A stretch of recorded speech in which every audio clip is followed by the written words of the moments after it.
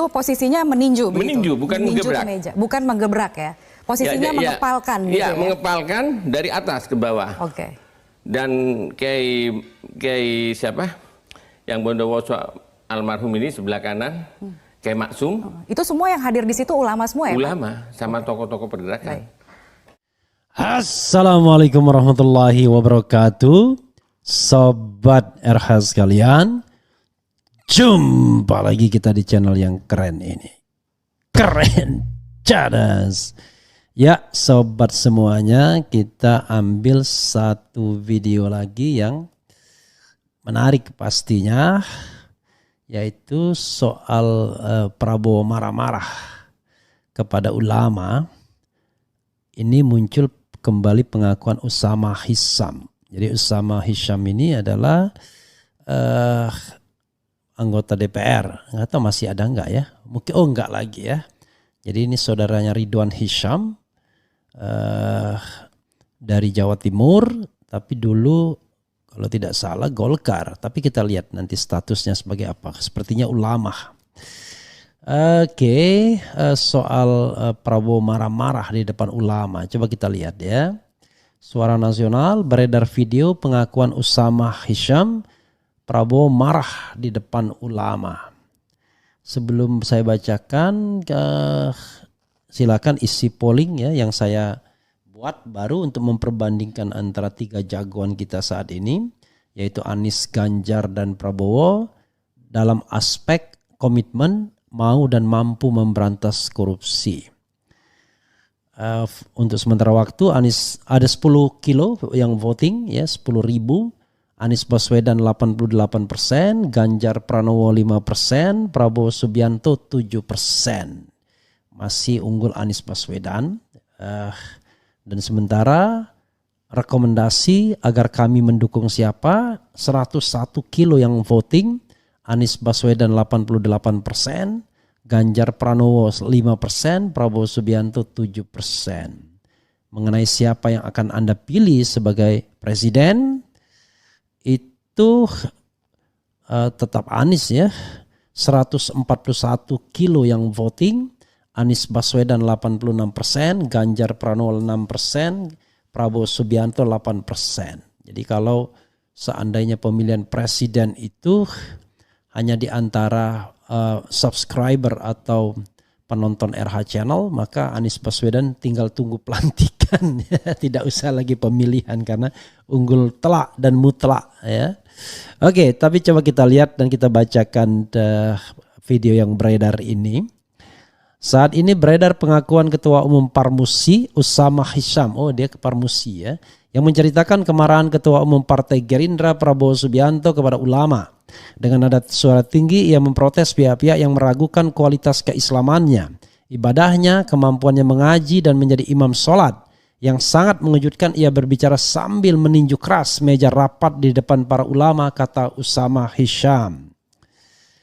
Peristiwa itu sebelum Ijtima Ulama digelar pada 16 September 2018 ketika Dewan Penasihat Alumni 212 menggelar forum di Hotel Sultan Jakarta. Pertemuan itu digelar untuk menentukan calon presiden yang layak didukung dan kemudian akan disampaikan pada forum Ijtima Ulama. Usama menduga kemarahan Prabowo itu karena mengetahui ada ulama dan tokoh yang meragukan keislamannya. Dia pun mengakui bahwa dirinya adalah orang yang membuka pembahasan tentang tafsir pemimpin muslim yang harus diperjuangkan. Sebelum nantinya PA212 merekomendasikan nama ke Ijtima Ulama. Mungkin ada ulama, tokoh yang mempersoalkan keislamannya itu. Di PA212 itu sebelum dia, Prabowo datang, ulama yang mempersoalkan itu memang saya, ujar Usama. Ya, sahabat RH sekalian. Videonya mudah-mudahan kita dapat ya sambil cari-cari ya videonya ada atau tidak. Soal pemimpin Islam ya, saya termasuk orang yang menganut begini. Kepemimpinan itu tidak boleh hanya aspek duniawi saja, tapi juga ada aspek akhiratnya. Maka saya mengatakan tugas pemimpin Indonesia itu adalah membawa sebanyak mungkin warga negara Indonesia masuk surga. Terkesan main-main ya, tapi itulah refleksi saya. Jadi no way untuk sekularisme atau sekularisasi, karena kehidupan dunia ini tidak bisa dibedakan, tidak bisa dipisahkan dengan kehidupan yang akhirat.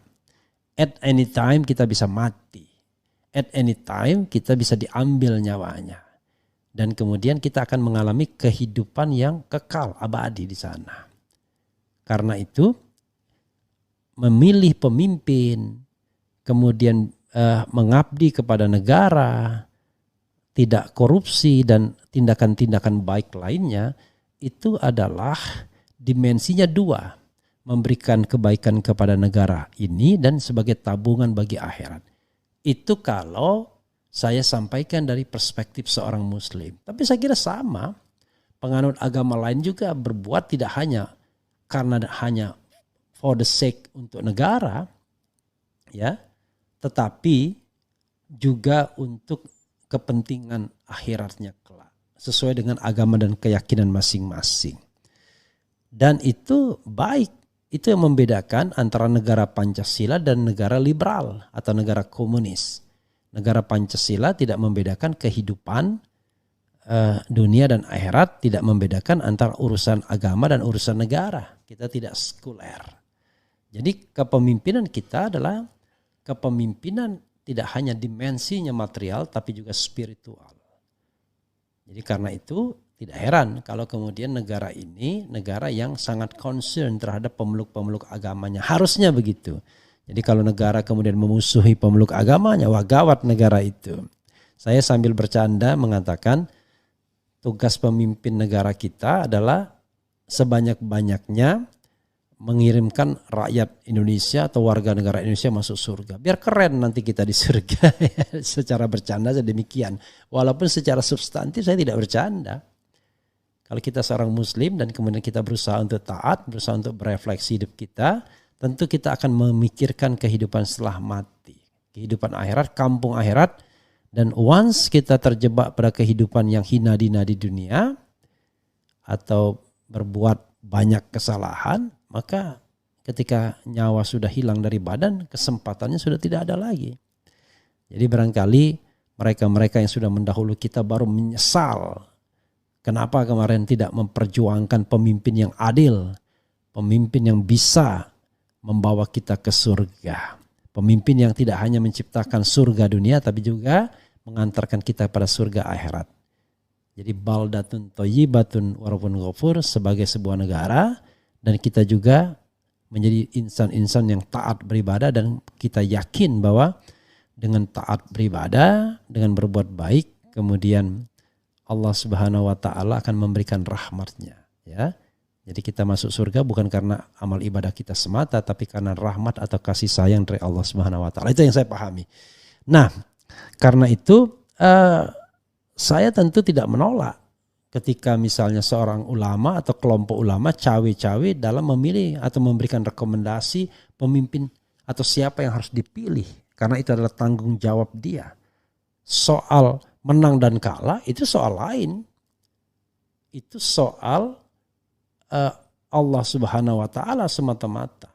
Tapi yang paling penting kita memberikan keberpihakan kita kemana. Nanti ditanya, Anda berpihak kemana? Anda menggunakan ilmunya untuk apa? Untuk sekedar mengejar kekuasaan, mencari kenikmatan duniawi, mencari uang, atau Anda menggunakan ilmu untuk memberikan kesadaran, memberikan atau memberitakan hal-hal yang baik dan yang semestinya harus diperjuangkan. Jadi sahabat era sekalian, saya tidak tahu konteksnya kenapa Prabowo marah, tapi kemarahan yang baik kalau seandainya dia merasa tersinggung, digugat keislamannya, digugat pengetahuan agamanya, bagus. Tapi apakah iya pemimpin harus marah, dibegitukan? Toh kalau kita mau jujur, ya kita manusia yang terbatas, manusia yang memiliki kelemahan-kelemahan. Justru ketika ulama memperingatkan kita, mengingatkan kita, ya kita jangan marah, kita terima itu sebagai sebuah masukan. Toh kalau nanti diuji betul kan gawat nanti. Tiba-tiba ada ujian mengaji, ada ujian pengetahuan agama dan lain sebagainya. Karena pada dasarnya kan tentu kompetisi politik kita itu tidak ingin mempermalukan, tetapi ingin memberikan kesempatan. Tapi sayangnya dengan presidensial threshold, kesempatan itu sering tidak diberikan kepada orang-orang yang sebenarnya lebih mampu untuk memimpin negeri ini, gitu ya. Wassalamualaikum warahmatullahi wabarakatuh. Ciao.